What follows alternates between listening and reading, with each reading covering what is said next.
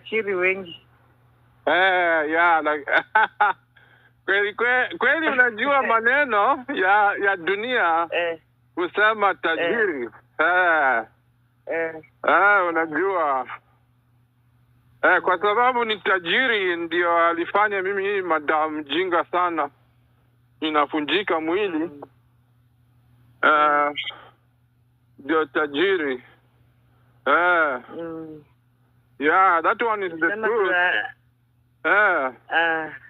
Yeah, the rich person. Sema unataka utafika Kenya Januari.